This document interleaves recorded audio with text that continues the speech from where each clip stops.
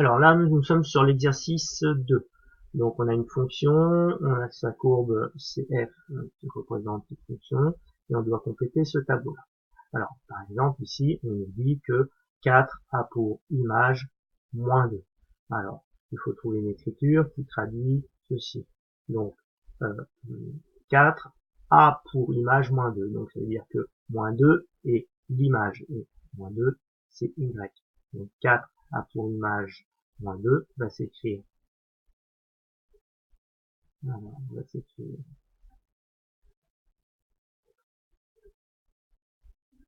f de 4 égale moins 2.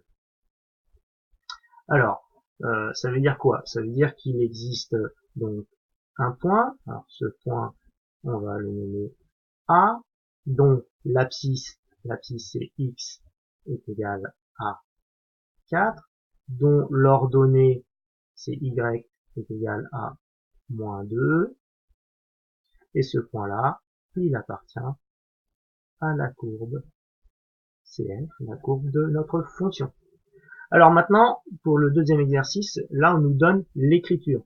Donc 5 a pour image 2 par la fonction f, hein, où l'image de 5 par f est égale à 2. Donc ça veut dire qu'ici on peut faire plusieurs phrases.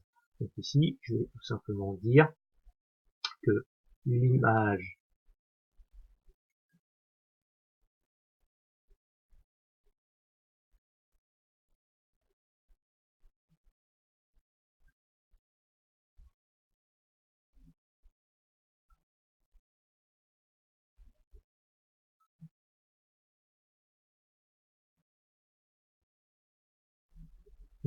de 5 par f est 2. Ou on aurait pu dire 2 est l'antécédent de 5 par f.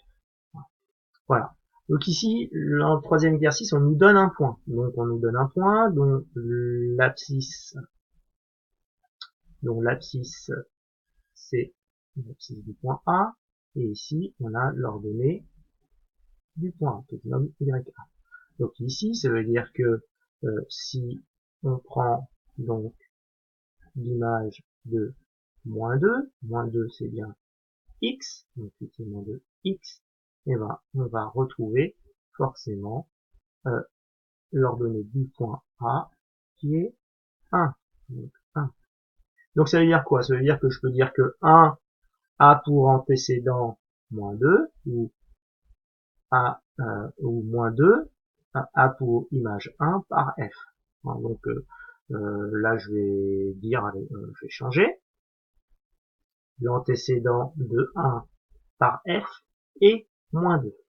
Alors maintenant on dit une phrase, c'est 4 est un antécédent de 0. Donc 4 est un antécédent de 0. Ça veut dire que 0 est l'image de 4 par la fonction f. Si on fait la phrase inverse, donc 4 est un antécédent de 0, donc 4 c'est x, donc ici on va dire que c'est f de 4 qui est égal à 0. Donc 0 est l'antécédent de 4 par la fonction f. Ou 4 est un antécédent de 0 par f. Alors, ici, on dit un antécédent. Pourquoi un antécédent? Parce qu'il peut y avoir plusieurs antécédents. On l'a vu sur les fonctions. Alors, ici, on peut nommer un point B.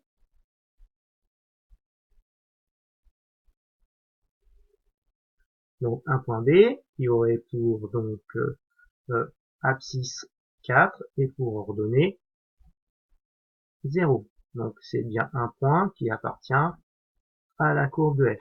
Bon, je m'aperçois qu'ici, j'ai nommé deux points A.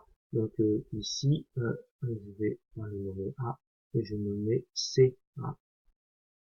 Et puis là, j'avais oublié de nommer un point, donc je vais le nommer donc B par exemple. B, donc A pour donc abscisse 5 et pour ordonnée 2. C'est bien un point qui appartient à la courbe de f. Voilà pour le deuxième exercice.